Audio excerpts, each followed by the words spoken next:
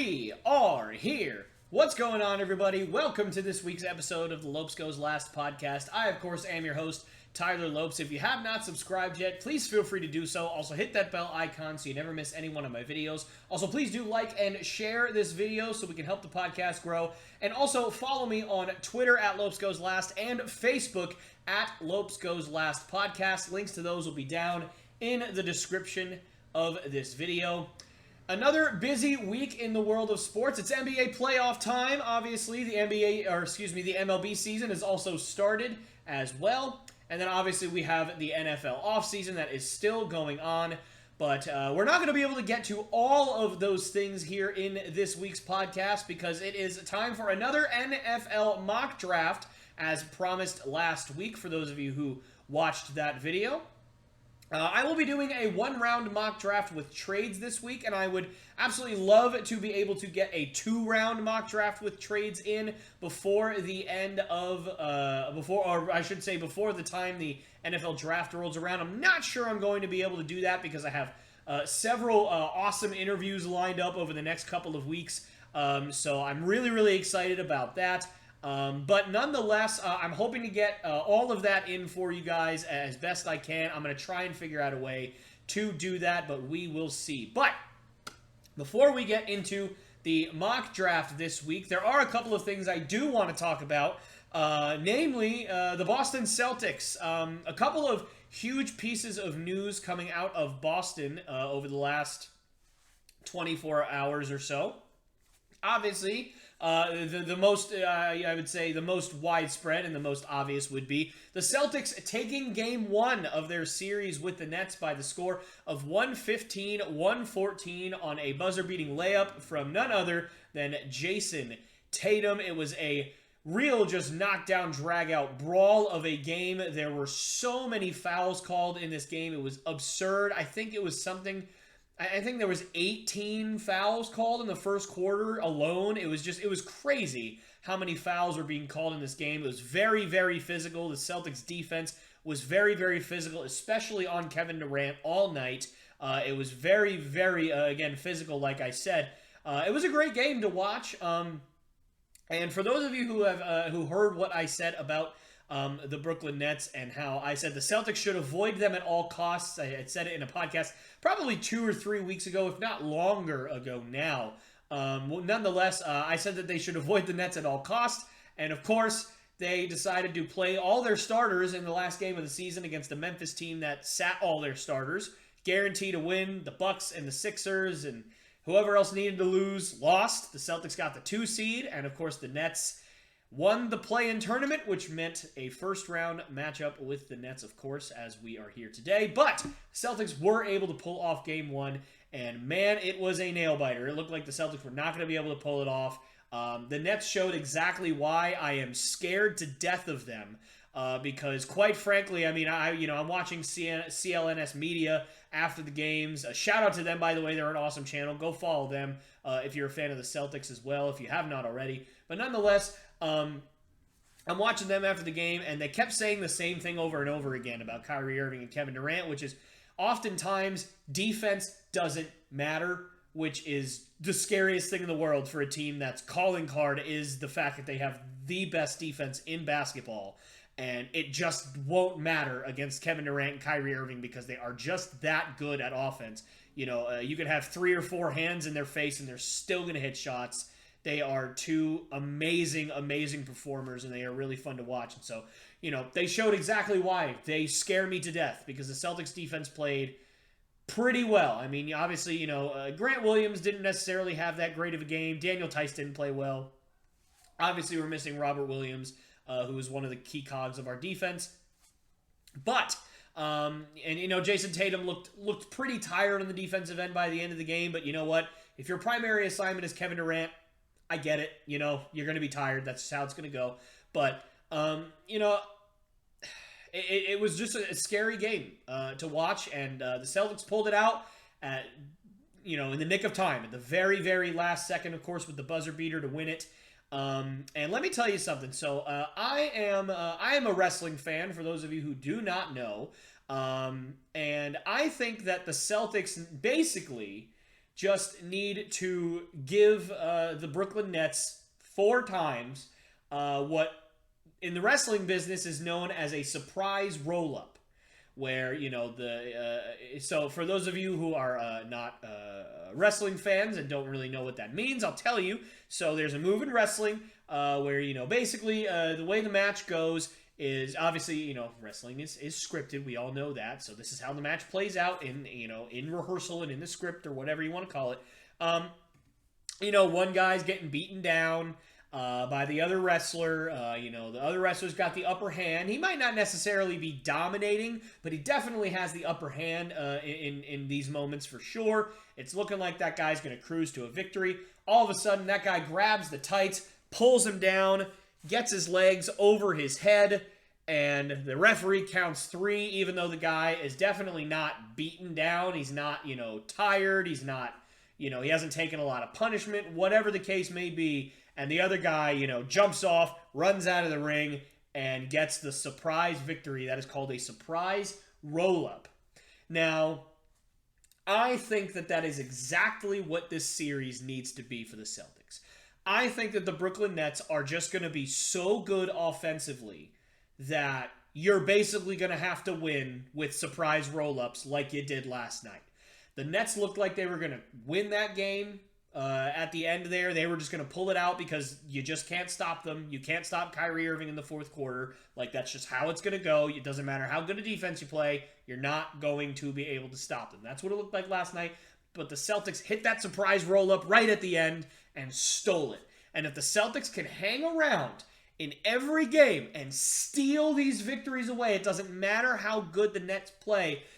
It honestly doesn't even matter how much better the Nets play than the Celtics. They can just hang on and get those, again, surprise roll-ups every single night. We just need to survive. The Celtics just need to survive the Nets, because if they survive the Nets, Robert Williams is going to be back for the second round of the playoffs. That seems like a virtual guarantee. It's so much of a virtual guarantee that he might even come back Game 4 or Game 5 of this series, of the Nets series, which is just unbelievable because it'd be less than a month from meniscus surgery. Just still blows my mind. Again, I don't know a lot about meniscus surgeries, but that just seems crazy to me. Less than 4 weeks. Incredible. But nonetheless, if you get Robert Williams back, now you're at full strength and you have a chance to beat any of the best teams. I'm not saying that you're going to beat all of the best teams. The Phoenix Suns look unstoppable right now. The Miami Heat absolutely destroyed the Hawks. I haven't given the Heat a lot of credit this year. They looked absolutely unbeatable on Sunday night, or Sunday afternoon, I should say, when they played. But nonetheless, they looked great. And so it's going to be tough, even at full strength for the Celtics. I'm not saying it's going to be a cakewalk if Rob Williams comes back. But if you can survive the Nets, I honestly think that they are your toughest challenge, because there is nobody on any of the other teams that I can name that basically you can do nothing against. Giannis can be slowed down. Joel Embiid can be slowed down. Jimmy Butler, Bam Adebayo, they can be slowed down. Anybody else that you might play, anybody on the Chicago Bulls, DeMar DeRozan, Nikola Vucevic, whatever. They can all be slowed down with great defense. Kevin Durant and Kyrie Irving. Kevin Durant, honestly, didn't play all that great last night. But I have seen PJ Tucker kill himself guarding Kevin Durant. PJ Tucker's a fantastic defender. He's one of the best interior and perimeter defenders we still have in the NBA. And I saw him kill himself during that series last year between the Bucks and the Nets, and KD was still dropping 50. It just did not matter how good PJ Tucker played defense. I've seen it. He had an off night, game 1.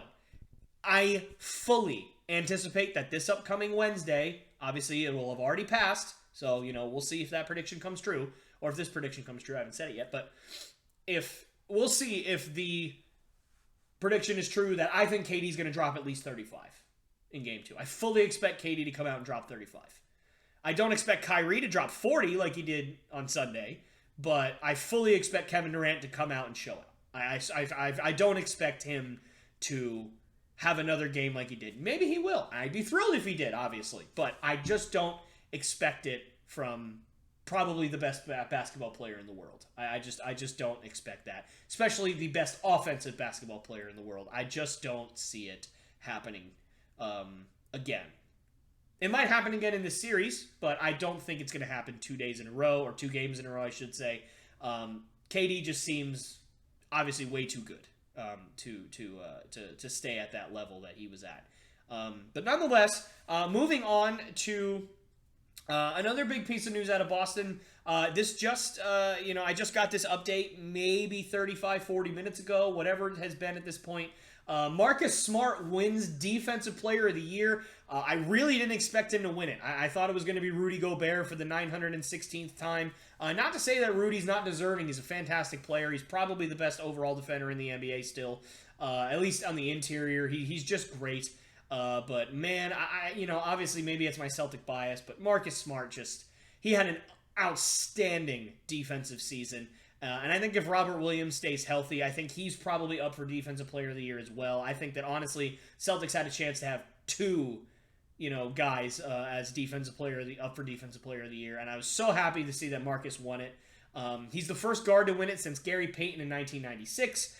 So just, it's absolutely incredible. Guards never win Defensive Player of the Year. Obviously, as I just said, it's been, 25 plus years since a guard has won it. It's always been big men. But Marcus Smart pulled it out, and it's so cool, and just it feels so good to be able to share that. And I'm going to be honest, when this year started and I saw how Marcus Smart, and I mean not just Marcus Smart, but the rest of the Celtics really were playing, I was like, I don't even know if Marcus Smart is useful on the defensive end anymore, never mind the offensive end. And he's proved me, I never vocalized it, but it's these are the thoughts that you have when the Celtics are playing so poorly. You have so many great defenders on your team and you can't stop anybody. How great are the defenders really at that point then? But Marcus Smart obviously proved me and got rid of those thoughts instantly with just in the best way possible, with one of the best defensive seasons in Celtics history. I think he's only the second Celtic to win it other than KG. I might be wrong about that. But nonetheless, whatever it is, he's in rare company on pretty much all fronts. Congratulations to Marcus Smart. You earned it. You had a fantastic year. And by the way, Marcus, not in, I don't know why you'd ever watch this. Maybe you will someday in like 2049 or whatever. But I just want to say this. Thank you so much for passing that ball to Jason Tatum yesterday, because I think I speak for every Celtics fan and every human being that knows anything about basketball, knows anything about Celtics basketball over the last 7 years, and knows anything about Marcus Smart, that you were going to shoot that ball. Like, we all were sitting there going, he's gonna chuck up a 3, and instead of any of our above average 3-point shooters taking a 3, it's going to be Marcus Smart. It's going to be bricked, and we're going to lose, and I'm going to cry because I've seen that movie 140 times. But thank you for passing it. It shows how much you've grown as a point guard. It shows how much you've grown as a player. I mean, the year that you have had this year, it is hard to believe that people, including myself, had second thoughts about re-signing you. I mean, there were people that wanted you out, that were like, you know what? Nope, Marcus Smart's not doing it. He can't play offense. He's not a point guard. He's not, blah, blah, blah, whatever. You proved everybody wrong, sir. And so, congratulations on your Defensive Player of the Year. Thank you for passing the ball to Jason Tatum last night. And just, again, congratulations. You're awesome. And I cannot wait to see where this team goes from here. And before, again, I get to the mock draft, I will talk about the Red Sox a little bit. They're right about where I thought that they would be. A lot of people think that they're going to make the postseason this year, and I just don't see it. They don't have the talent on that team right now. They have great players for sure: Xander Bogaerts, Rafael Devers, JD Martinez. Just to name a couple. But with no pitching, it's just not going to happen. The bullpen's not that good either. Garrett Whitlock and Matt Barnes is about all you got. Josh Taylor's okay, but other than that, you don't really have much coming out of your pen that I trust. Obviously Matt Strahm and Jake Diekman are new to the Red Sox bullpen. I haven't really seen how they've been performing yet. I haven't had a chance to really look into that. But, I'm sure that it's going to take a little bit of acclimating. The Fenway is a bit of a hitter's ballpark, and by a bit, I mean it definitely is a hitter's ballpark. So, we'll see. But nonetheless, they're not playing all that great right now. I mean, it's really hard to say otherwise. They're hovering around 500, and I think that's about where they're going to be at the end of the year. I think they're going to hover around 500, might even be a little bit below 500. I don't think they're going to make the postseason this year. And again, this shouldn't be a surprise to anybody listening who's a Red Sox fan. I've said it before. I'm somebody who has realistic expectations for my team. There's nothing wrong with it. I thought that they would be about where they were at right now. Like, I thought that they would be where they are now last year. I thought that they'd hover around 500, maybe a little bit worse, but, they put together an incredible season, and it was great. But I think it was an anomaly. I think that they wildly overperformed expectations, at least my expectations, and I just don't see that happening again this year, considering they lost even more pieces than they did last year. I mean, they traded Hunter Renfroe and replaced him with Jackie Bradley Jr. They lost Eduardo Rodriguez and replaced him with Michael Wacha and Rich Hill. They signed James Paxton, but he's not pitching this year. And even when he pitches, we don't know what James Paxton we're going to get. Are we going to get the James Paxton that can't get out of the first inning without giving up 3 runs like he did in the Yankees? Or are we going to get the James Paxton that, we got when he was in Seattle last year before he got injured, when he was dominating guys? We don't really know what James Paxton we're going to get, even if he does come back fully healthy. So, again, I think the Celtics will be about where they are right now. They'll hover around 500. Might even be, at this point, they might even be 4th place in the East this year, because the Yankees look better than I think, a lot of people thought that they would look right now. They did struggle in Baltimore, which is strange. The Yankees don't strike me as a team that would struggle in Baltimore, especially given their balanced roster. I mean, they pretty much have good starting pitching, good bullpen, good lineup. All around, they are just good.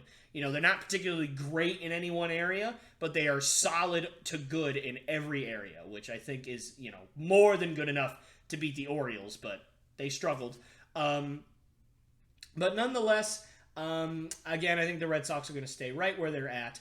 So that's just my update and my opinion for you guys on that. And with that, I am going to jump right into this mock draft. And I'm really excited about it. I hope that, I get to do a couple of things that, are a bit of a surprise that you guys might not expect. And again, much like every other mock draft, there will be picks that you do not agree with. There will probably be picks that I do not agree with looking back at it and watching it back. I mean, I can certainly tell you from where I know this mock draft is going to go, there are guys that, fall to the mid-20s that could go top 10, top 15, for sure. Here's the thing about this year's draft that I love. I think that last year's draft was fairly predictable for at least the first, a handful of picks. It was just basically a matter of which quarterback was going to go where. Basically, was it going to be Mac Jones at 3? Was it going to be Trey Lance at 3? Where was Justin Fields going to go? That was basically it. Every other pick essentially was, we know Kyle Pitts is going to go 4. We know Jamar Chase is going to go 5. We know where Penei Sewell is going to go. We know where this guy's going to go. We know where So it was just kind of, fairly predictable. It's never completely predictable, but, it made sense. Last year's draft made sense. This year, I don't think anybody has any clue where really anybody's going to go. The number 1 pick isn't even, agreed upon at this point. I think it should be Aiden Hutchinson at this point, but, I've seen Ika Makwanu going number 1 overall. I've seen Evan Neal going number 1 overall. I've seen, obviously, Aiden Hutchinson going number 1 overall. I've even seen Sauce Gardner going number 1 overall in a couple of mock drafts, which I just know. But, I've said that you just never really know what's going to happen with this year's draft. So I'm really excited to be able to bring that to you guys, and I hope that you guys enjoy it. So I will take you there right now. All right, guys, so here we are for this week's mock draft. Obviously, as you can see, it is a different website this time because the original website that I had been using, you have to actually pay money in order to do trades. So I ended up doing this on the PFF mock draft simulator. I'm not the biggest fan of PFF. I think that, their player grades and their player rankings are pretty, I'm just going to be honest, pretty atrocious most of the time. If anybody's, done anything like where you kind of sit there and go, you kind of automate the mock draft and everything like that. Some of the picks are they're just out there, man. They really, really are. And so I'm not the biggest fan of this, but they do let you do trades, and it's pretty reasonable what you can get away with in terms of what you trade. I will say this, though. I will not be showing you the details of every single trade that I do, because, quite frankly, in some of the trades, what the other team gets back is not going to be that significant for it. It's, there's going to be some where I have to kind of rationale, what each team's going to get and why they're doing it. But some of them, it's just kind of like I could see this team trading back. Here's what, I have to just kind of put into the data to get this trade to go through. So hopefully you guys can understand that.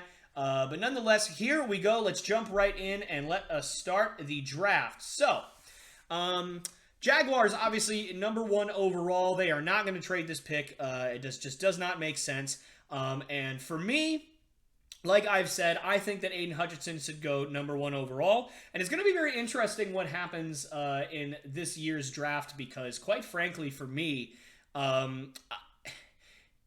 if Aiden Hutchinson doesn't go number 1 overall, the Detroit Lions got a gift and they get the best player in the draft at number 2 because they would certainly pounce on Aiden Hutchinson if he were there. But if he goes number 1 overall, I really don't know what you do if you are Detroit. So I'm going to hopefully kind of give you guys an alternative that I don't think people are talking about right now. So I'm going to go Aiden Hutchinson, number 1 overall, to the Jacksonville Jaguars. And now, as I said, Detroit Lions at number 2. Way too early to go quarterback. I've seen Malik Willis go at number 2, and I just don't agree with it. I just don't, I don't think I can justify, or really anybody would be able to justify him being the second best player in this class.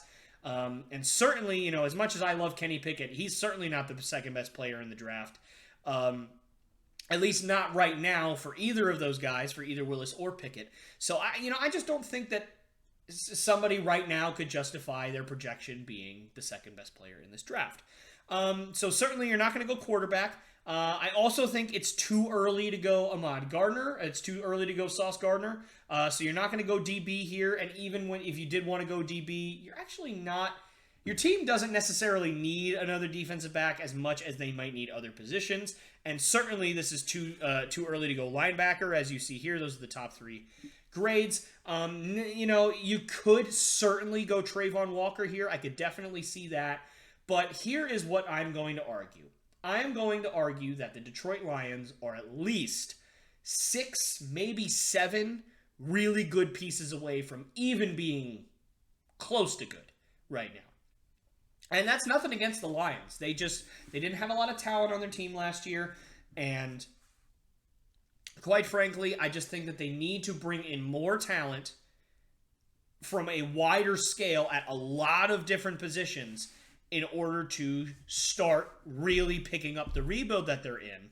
Because right now, they just don't have enough. And I'm just going to be honest with it. And I don't think that one player at number 2 overall is going to solve it, especially if Aiden Hutchinson is gone. Now, again, I'll say this again. If Aiden Hutchinson is there at 2, you take him. He's going to be the best player in the class. You want to get that high caliber guy. But if what I think is going to happen happens, which if Aiden Hutchinson goes number 1, I don't think any player on the board is worth the money that they're going to pay for where their team's at and the positional and, draft value that they're going to get out of that player. I just don't think it's worth it. You could go Kayvon Thibodeau and take a flyer on his absolute pure talent. He has the pure talent to be the best player in this draft, but Dan Campbell has gone on record and say he's not a fan of Kayvon Thibodeau. So I know for a fact, unless Dan Campbell is completely just outvoted by everybody in the front office, Kayvon Thibodeau probably will not be going to Detroit. I guess you can never say never, but I don't think that that's going to happen. And everybody else in this draft, I just don't see going number 2 for the Lions. I don't think it makes sense for them. So what I'm actually going to do is I'm going to trade the number 2 pick in the draft. And not a lot of people are thinking that's going to happen. It probably won't happen. But for me, I think a team where the Lions are just need to bring in more talented bodies on a wider scale over a few years than just one guy at number 2. in this year's draft. I just don't think it makes sense for them because, the only person that I could see them really going for, if I can find him here, is Ika Ekwonu. Ika Ekwonu, obviously, I think he's the most talented offensive lineman in the draft. He might even be the most talented offensive player in the draft. He can play guard. He can play tackle. He might even be able to play center, quite frankly. He could just move all around. He's a great player. So, here's what I'm thinking. So, the Detroit Lions, they don't need really offensive linemen. Their offensive line is actually pretty decent. Their offensive line is actually pretty solid right now. So, I don't think that Ika Ekwonu is worth it for them at this price. So, I think I'm going to trade the number 2 pick. Now, the question is who is going to trade for that pick? So it's going to have to be somebody that, wants to move up for a specific player that they can't get positional value at. So let's, you might say, the Giants here with 2 picks or the Jets here with 2 picks. They might move up. Well, who are they going to take? Certainly the Jets can get Ahmad Gardner. He can get Sauce at 4. I don't see him going before that. I'd be surprised if he did anyway. The Houston Texans, they really have their pick of the litter. They can go Evan Neal. They can go Kyle Hamilton. They can go Kayvon Thibodeau. They can go, anybody they want. They can go Trayvon Walker. You can go anybody you want at number 3. I don't see any reason why you would move up at this point. And even if, one of these guys is off the board, there's plenty of other options at those positions. So, I don't think the Jets or the Giants are solid. I don't think the Panthers are going to move up because I think you're going to be able to get a quarterback at 6. I certainly don't see the Falcons moving up to 2. So who is going to move up to 2? I think a team that's going to move up to 2 is a team that has gone all in this year for sure.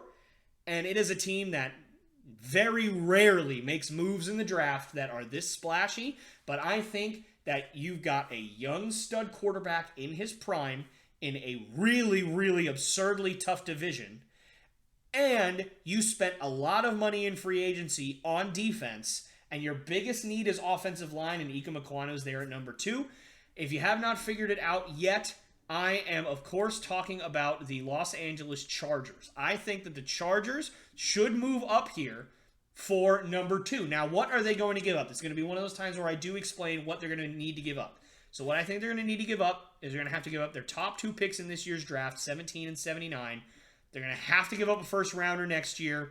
And I'm going to go with a 3rd rounder. Obviously, it could be more. You could go with a 2nd rounder, whatever the case may be. But right now, I think I'm going to go with that. And you know what? Just to make it nice for the Chargers, just a little sweetener on the deal, I'm going to give them pick 97. We're going to see if that works, and it has been accepted. So now the Chargers have the number 2 pick in the draft. And as I said earlier, I think they're going to go Ika Ekwonu here.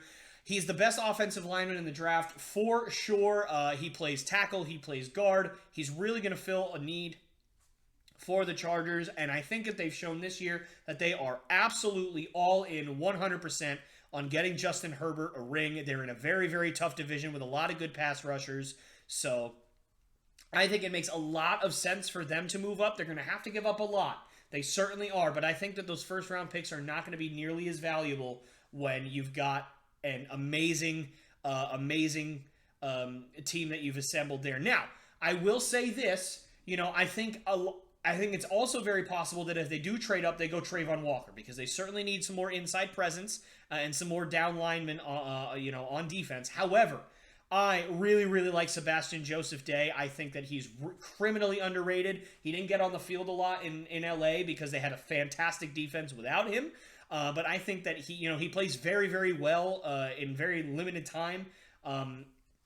So I think that he's going to really be a good run stopper for them.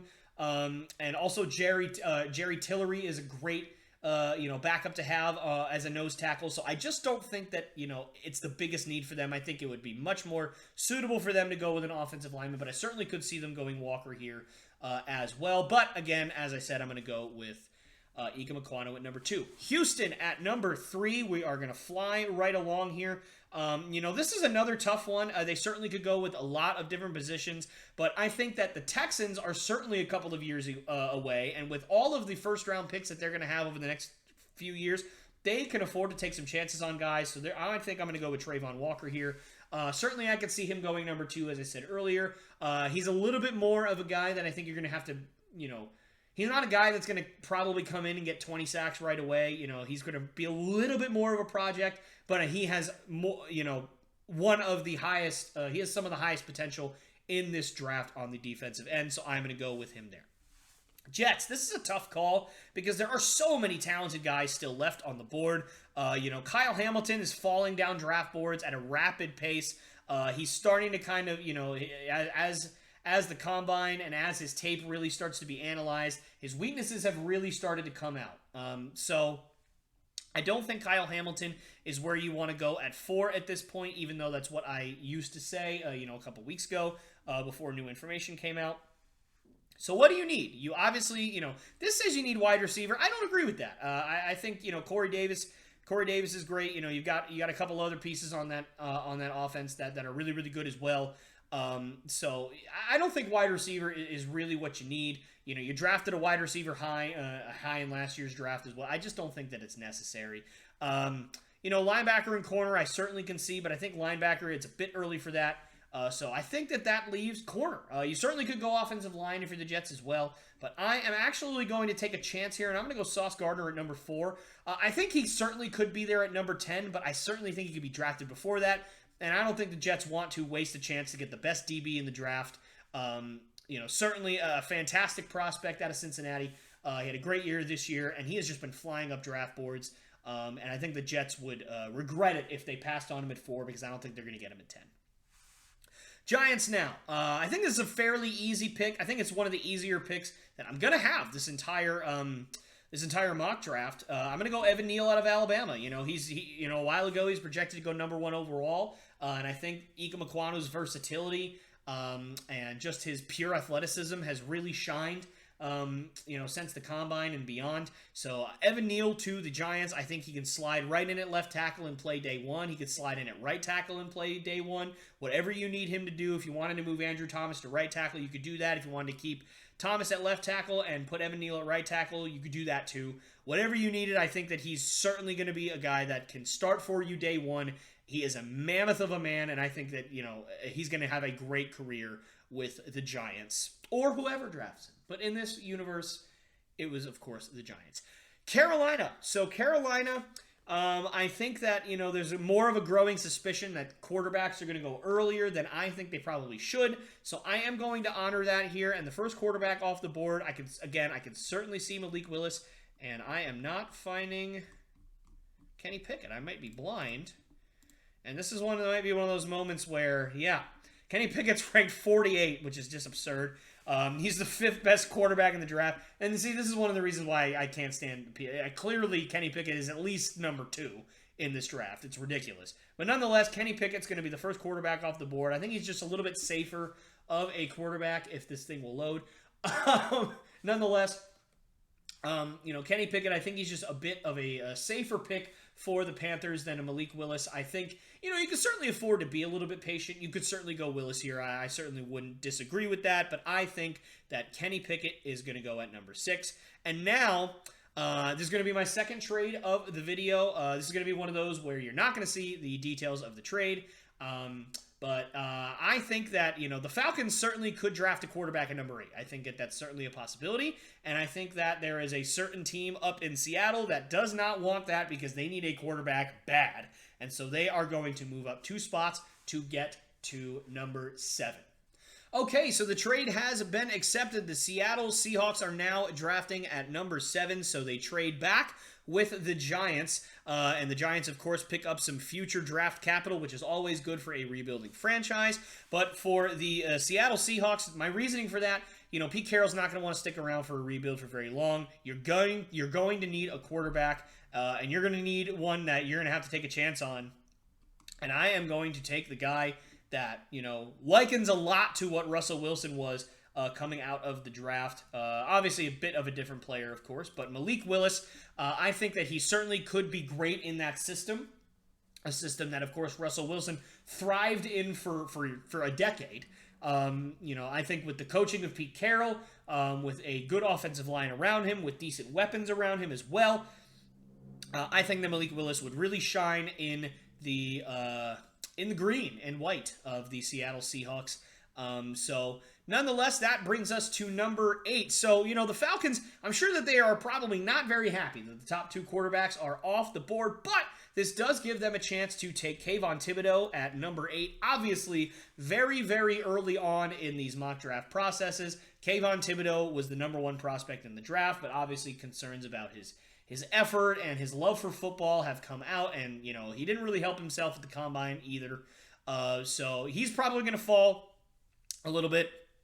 And I've seen him fall to like 15, 18. I think that would be absolutely absurd for him to fall that far, but we've seen crazier things happen, so you never know. But I think that if he gets to 8, I think that the Falcons would love to have a guy with his potential. Again, he has the potential to be the best player in the draft, and he has always had the potential to be the best player in the draft.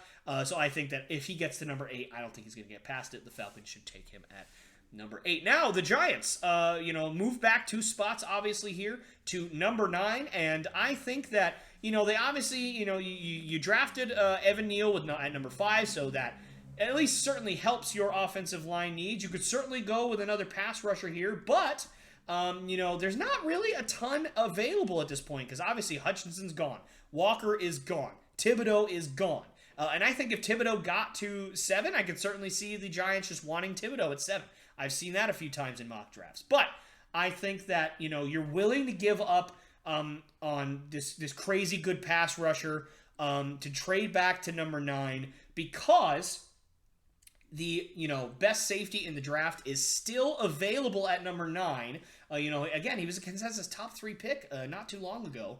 And, with the departure of Jabril Peppers and Logan Ryan, your secondary is honestly, back at that safety spot. It's a bit weak back there. So I think that Kyle Hamilton could really be useful for the Giants, and I'm going to have them go with him at number 9. That brings us back to the Jets. I'm kind of surprised that they, I'm not having them trade their picks. I'm going to have them stick where they're at. And the reason is because they're going to get 2 really, really good players. Obviously, Sauce Gardner, best defensive back in the draft.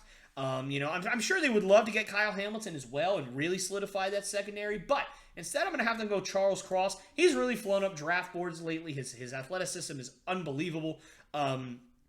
So, this might be a bit early for Charles Cross, but I think he's the best offensive lineman available right now, at least tackle-wise.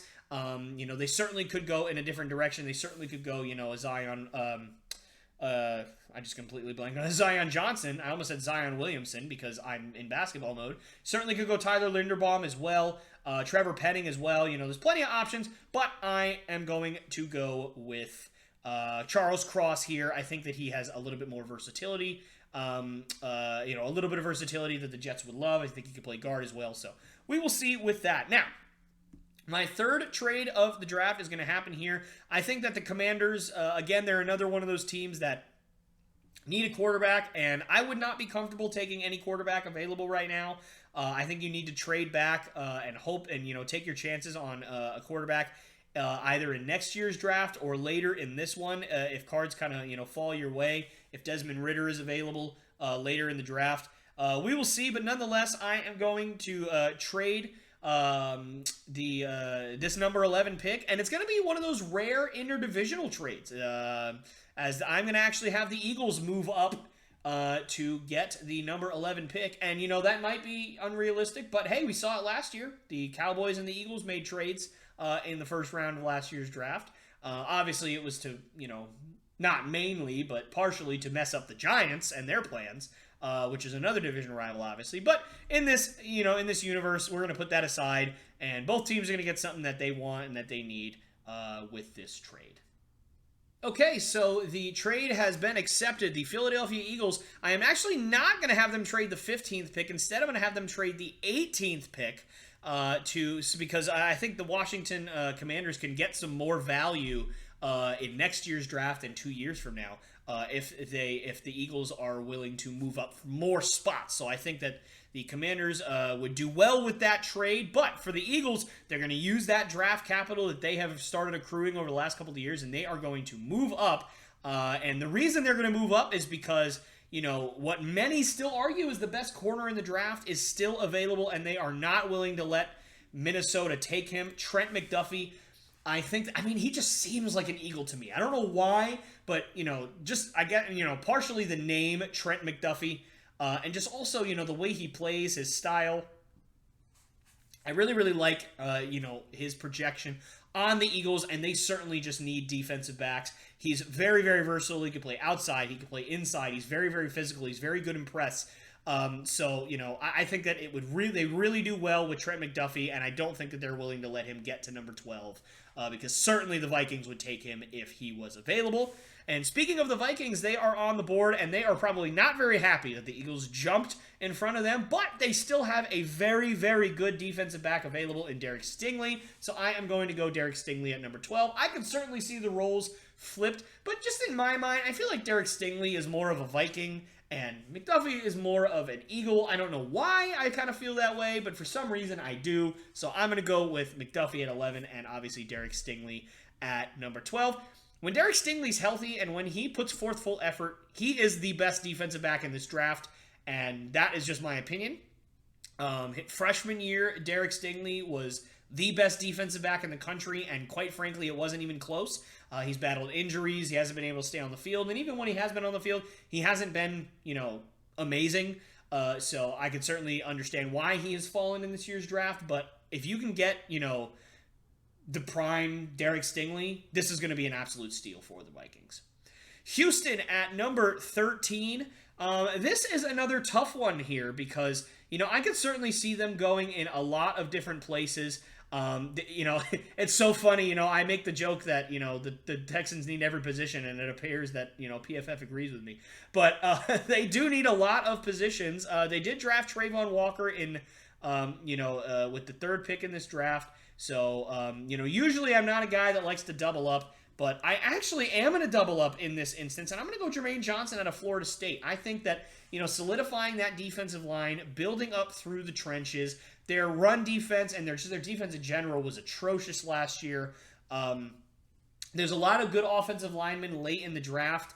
So this is one of the deeper offensive line drafts in recent memory. I certainly think that you're going to be able to get Bernard Raymond early in the second round, and I think that would help solidify your offensive line for sure. And there's certainly good wide receiver options late, certainly good defensive back options late, and safety options. So I think that right now, you want to go with guys that are best player available. You certainly could go a wide receiver here, but I just don't think that it would make much sense for them. They already have Brandon Cooks. So I just don't think that wide receiver is your biggest need. So I'm going to go with Jermaine Johnson here at 13. 14 is the Baltimore Ravens, and this is a very easy one. Devontae Wyatt is just a Raven to me. I don't know why, but he just screams Baltimore Raven. They need defensive line help, and he will provide it. He's an absolute animal. Even with all of the amazing talent on Georgia's defense, you could argue that Devontae Wyatt had the best season of anybody on that defense, and is the best player on that defense, or at least was the best player on that defense. Obviously, most of them have graduated now, but nonetheless, again, Devontae Wyatt just screams Baltimore Raven to me, and I think that if he is available, I think that they should go Devontae Wyatt at 14. The Eagles back up here at 15. Obviously, they traded their 18th pick. They already took Trent McDuffie, so you've got that going for you. You still have, a lot of draft capital over the next coming years, so what do you need that is going to be, that's going to help you over the next few years? And I think that is a linebacker that is going to be able to do everything for you, and so I am going to go with Devin Lloyd out of Utah. I can certainly see Nakobe Dean here. I think it's really a toss-up between which one of these guys is linebacker 1 and 2. And the reason is because they are just both absolutely fantastic players. And I just absolutely love them both.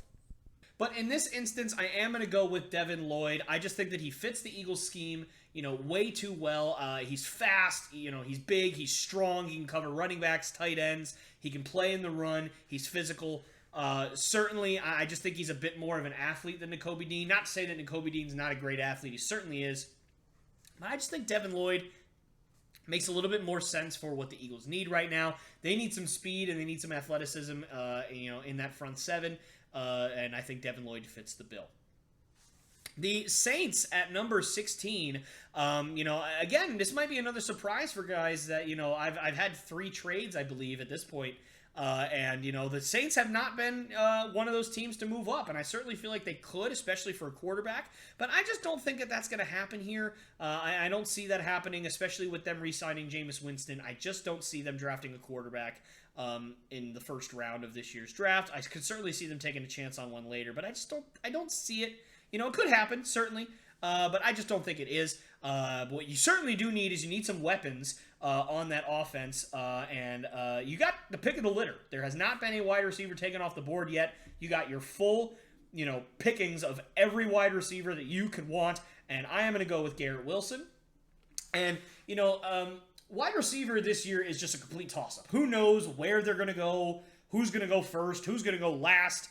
I mean, it's a pretty general consensus that a bunch of wide receivers are going to go in this, pick, 19 to 28, 29 area. I think there's a bunch of wide receivers that are going to go late, or they're going to be a bunch that go early. Possibly. You never know. But I think that this is a good spot for where the wide receivers are, especially for value. I think that the wide receivers are some of the best players in the draft this year. And I think, starting mid-first round to late first round for a lot of these guys is going to be great value for them. And, the Saints strike first, and they get their pick, and they get Garrett Wilson. Now, the not the Los Angeles Chargers. I'm looking at the abbreviation. The Detroit Lions, are back on the clock here. Again, they could certainly go wide receiver here. I could definitely see that. They have a lot of needs. They traded back. So this is going to be a pick that's really, really looked at and scrutinized, even though they are going to get quite a bit of capital for trading up from 7 or trading back from 2 to 17. They're going to get at least one additional first-round pick, if not more additional first-round picks, and certainly other picks on top of that. So if they do that, of course. What are the Detroit Lions going to do? Well, let's think about what their team needs. Well, pretty much everything, but what they certainly need is some leadership on the defensive end, and there is no better Dan Campbell-style player and leader on that defense that I think would just fit the Lions so well than Nakobe Dean. I think that if the Detroit Lions do trade back to about this area and Nakobe Dean is still available, Dan Campbell will want to jump all over that because Nakobe Dean is obviously a fantastic player, but he's an even better leader. He's just one of those guys that can do absolutely everything well, and I think that, again, Dan Campbell would fall in love with Nakobe Dean, and he would do really, really well in Detroit, so I'm going to have him go at number 17. The Commanders back at number 18, traded back from number 11, and this is one of those spots where, there's a lot of guys that could go. There are certainly plenty of choices here, but I think that one of the things that you need really, really badly that doesn't get talked about a lot is, offensive line. Offensive line is something that just really, really has been a struggle for the Commanders over the last few seasons, and obviously PFF agrees with me there, and, definitely I can certainly see Trevor Penning going here, but I am actually going to go with Zion Johnson here out of Boston College. I really, really like him. I've done a lot more research on him. Obviously, I'm a guy that used to watch Boston College games when I was a kid, so I was a little surprised that the Boston College guy was the one that kind of slipped my mind and I didn't really know a lot about. He had a great combine. He's really solidified himself as a mid, even early first-round pick, but I think that 18 is a good spot for him. I think that's about where he would go anyways, even if the Commanders did not draft or did not trade back. So I'm going to go with Zion Johnson here at 18. And for the Saints, again, they just got Garrett Wilson at pick 16, and now you need to protect your quarterback, and you obviously have a great player in Trevor Penning still available at number 19. I'm going to go with him there. And I think that makes the most sense, certainly, out of everybody there. And, as you can see here, guys, just kind of give you guys an update here. I think that, you obviously have some great players still available. We're at 20. Drake London's still available. Tyler Linderbaum is still available. By the way, I didn't mention, I could certainly see the Commanders, if Linderbaum's available, going with him. I could certainly see that. I honestly might even prefer that now that I kind of look at it. But obviously, a little too late now.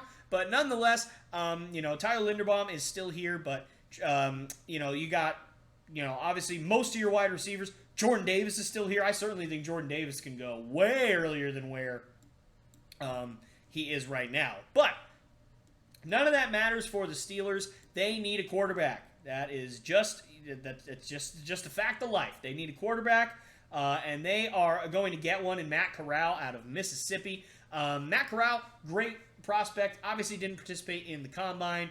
He's had some injury issues. But I think that they would do great getting Matt Corral at 20. They don't have to move up to get there. Hopefully their next franchise guy over there in Pittsburgh.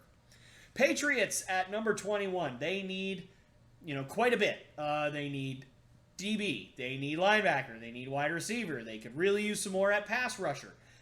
So you've got your pick of the litter here.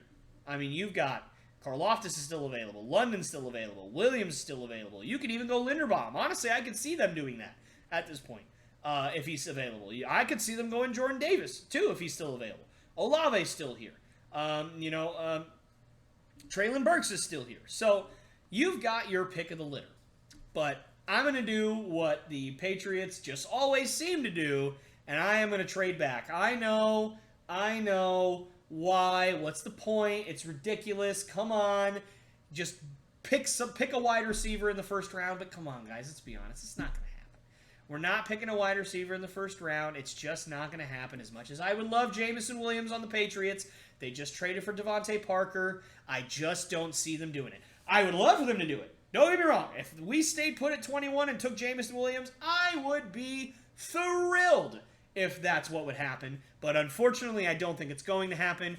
And so what I'm going to do is I am actually going to trade with a team that really does desperately want some wide receivers. And no, it is not the Kansas City Chiefs, but it is the Green Bay Packers. Okay, so it actually took me a couple of attempts to get that trade to go through. Obviously, PFF does not care about value for the Patriots in this sense. But nonetheless, whatever they would end up getting for it is what they would end up getting. Now, as you can see, I did not trade the 22nd pick. I traded the 28th pick for this. So now the Green Bay Packers are in the very enviable spot of having back-to-back picks in this draft. And they can literally do whatever they want. They can get a big offensive lineman and a wide receiver. They could get Jordan Davis and David Ojabo if they wanted to. Honestly, I could see them doing that just because of the Packers and they refuse to take any weapons for Aaron Rodgers. But nonetheless, I am going to do what I think they should do if this situation plays out and double up on wide receiver. Doesn't really matter which order, but I'm going to go Chris Olave at number 21 because obviously I think that, he's going to be able to step right in and play day one, and then your, long-term investment in Jameson Williams at number 22. Obviously, he's probably not going to play much this year. He might, you never know. But getting two of the best wide receivers in the draft and two of the best deep threat wide receivers in the draft with Aaron Rodgers back there, I think that it's going to be really great for them. So that is what I think should happen at number 21 and number 22. The Arizona Cardinals now at number 23. And I think, if Linderbaum is still available here at number 23, I think it's a no-brainer. They need offensive linemen badly. He can step right in and play center right away. And even if he didn't want to do that, he could play guard. So I think Linderbaum is a phenomenal pick at number 23. I could certainly see him going way earlier at number 18 or even earlier than that. I can certainly see that happening. I can see him going at 14, 13. I can see him going in plenty of places. But just in this one, he falls to 23 to the Cardinals, who get a great player at number 23. Speaking of getting a great player, the Dallas Cowboys, are you kidding me? They're sitting there thinking, really? Jordan Davis is still available at 24? Absolutely. This is a guy that could go top 10, quite frankly. I mean, he is just an absolute freak, broke all sorts of combine records with his, with his speed, with his agility, just an absolute animal. Obviously endurance is a bit of a concern. He didn't play all that much at Georgia, but I don't necessarily look into that too much because they had an unbelievably deep defense. And Jordan Davis, not a great pass rusher. He is a pure nose tackle, and so, in obvious passing situations, you're not going to have a guy who can't rush the passer on the field when you got guys who can rush the passer behind him that are much, much better in those scenarios. So it made sense for him to only play, first, second down. It kind of made sense for the scheme of the Bulldogs. But Jordan Davis at number 24 for the Cowboys, I mean, they would love that. I am sure Jerry Jones would have a party if that was able to happen to him. 25, you got the Bills, and, it's crazy how they think they need wide receiver. Obviously, Cole Beasley left, but Gabriel Davis is great. Obviously, you have Stephon Diggs, and you just gave him an extension. I don't think wide receiver is your biggest need. Although, again, Drake London is still here, and he gives you something that they don't. So I can certainly see that happening if this is how the board plays out. But I think that they really just need pass rushing, and they need, run-stopping guys. And, you could certainly go David Ojabo. I could see it. Taking a guy with, possibly higher upside, higher potential, but, might not play this year. Give him a couple of years to develop. But the Bills are going all in right now. The Bills are ready to go to the Super Bowl right now. They proved it last year. They are ready. And so you want a guy that's going to be able to step in and be consistent and be reliable and stay healthy. And I think that George Karlaftis fits the bill perfectly for the Bills. Obviously fits the bill. That was an accidental pun. It was an accident. Stop it. So I think that he it just fits like a glove for them. He's exactly what they need. A guy that's dependable, a guy that stays healthy, a guy that can do everything well, sets the edge great in the run game, and rushes the passer, gets a lot of pressure on the quarterback. And I think that if he was available at 25, I think that you probably can't do much better at this point than George Karlaftis for what the Bills need. Titans at number 26. I don't think that the Titans would, plan on taking a wide receiver at number 26, especially with A.J. Brown and Robert Woods on the team. But you know what? Man, Drake London is still here. I don't think you have a choice at this point. Drake London, he's just too good to pass up at 26. He gives you something that you don't really have, a jump ball wide receiver that's just going to go up and body people, a Mike Evans-style wide receiver. Drake London has the potential to be the best wide receiver in this draft, and getting him at 26 would be a real coup for the Titans. 27, so the Bucs here. This is another tough one. I certainly could see them going in a bunch of different ways. But I'm going to go Kenyon Green here. Kenyon Green, he's kind of fallen in and out of the first round, but I think that, with the trade for Shaq Mason, the Bucs definitely helped with their guard situation, but they lost several prominent offensive linemen this year to retirement and in free agency, so they just really need to rebuild that line, and Tom Brady can't win you a Super Bowl if he's on his back, especially at, 45 years old. So Kenyon Green's going to be able to step in and play for you day one, and I think that's a really, really good fit for the Bucs.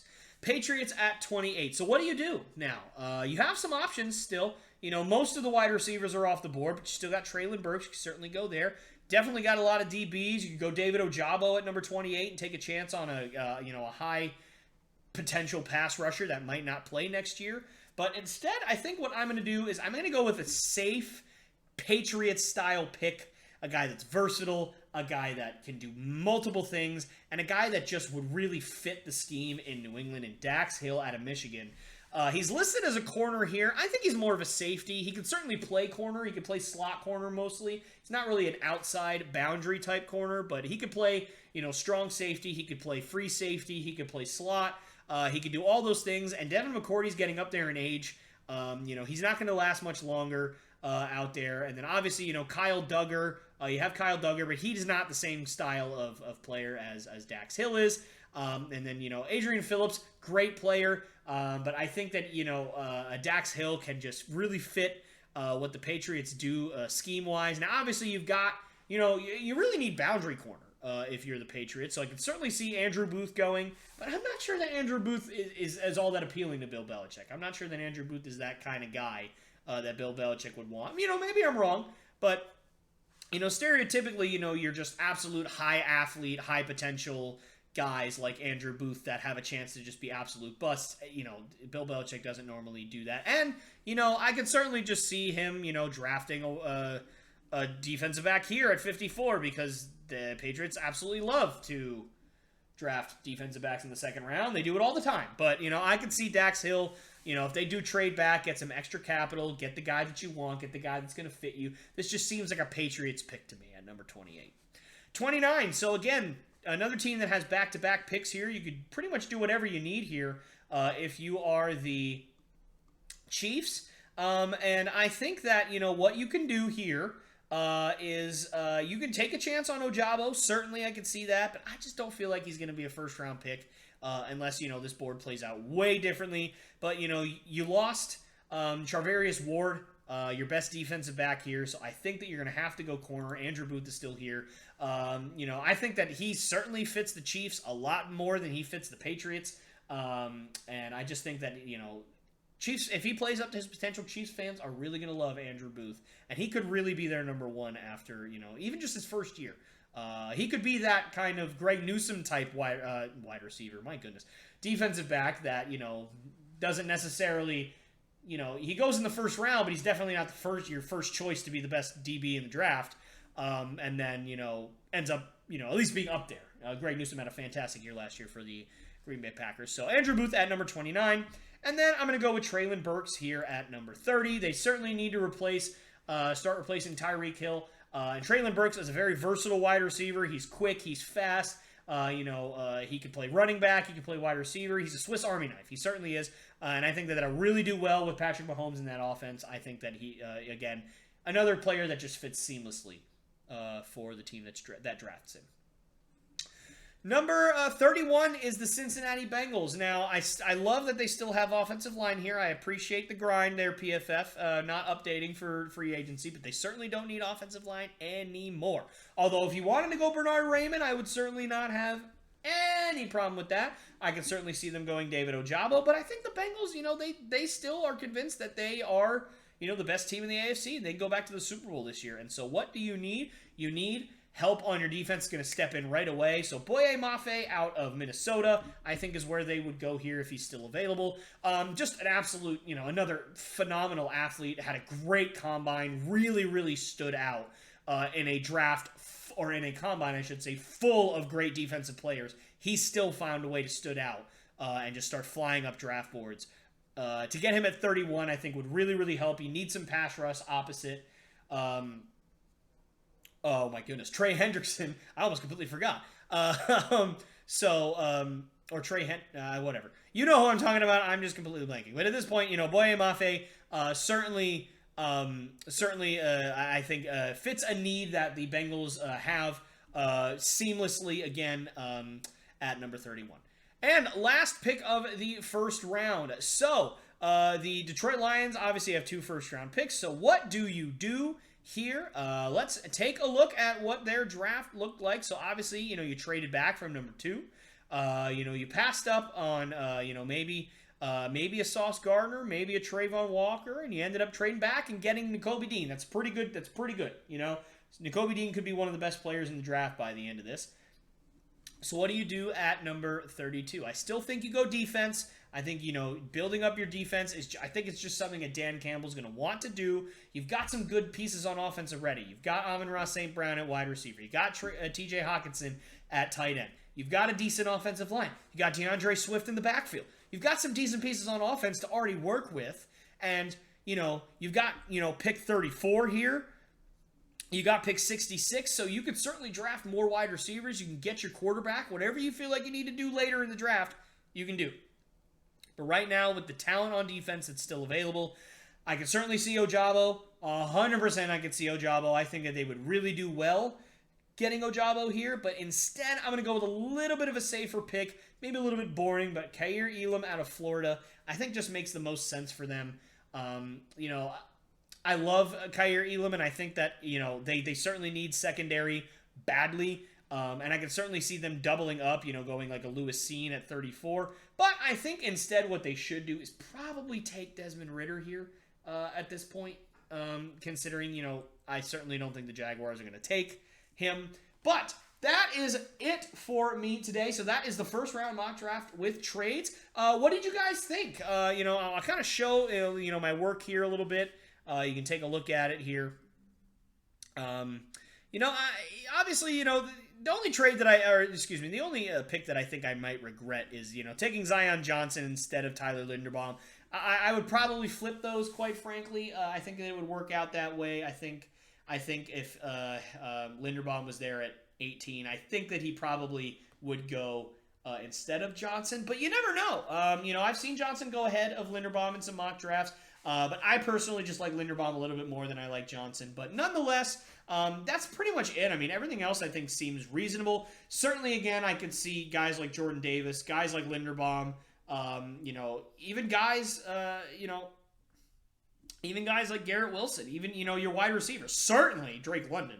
I could see guys, plenty of guys going earlier than I had them, but that is the nature of the beast here for the mock drafts. So, that's going to be it for me today. Thank you guys so much for watching. I'm going to try to get a 2-round mock draft with trades out over the next couple of weeks, but either way, I certainly enjoy doing this. I love doing this kind of stuff, and I cannot wait for the draft. I can't wait to see how it plays out because I'll tell you, all these mock drafts that I've been doing, they're all going to look horrible. It's just going to be an absolute mayhem on draft day. Nobody's going to know what anybody's going to do. It's going to be amazing. And so, again, thank you guys so much for watching, and I will see you next time. Hey guys, me again. I just want to say thank you so much for checking out the Lopes Goes Last podcast. It means the world to me that you decided to stick all the way to the end. That's super cool. So thank you again. And if you really, really like what you see, I'd love for you to subscribe, like the video, and share it with all your family and friends because, this is my passion project. This is what I love to do, and I really want the sucker to grow. And the only way that can happen is through you guys, is if you guys can help me out. So again, if you like what you saw, please subscribe, like the video, share it with all your friends and family. That's the only way this is going to grow. And yeah, I'll see you guys next time.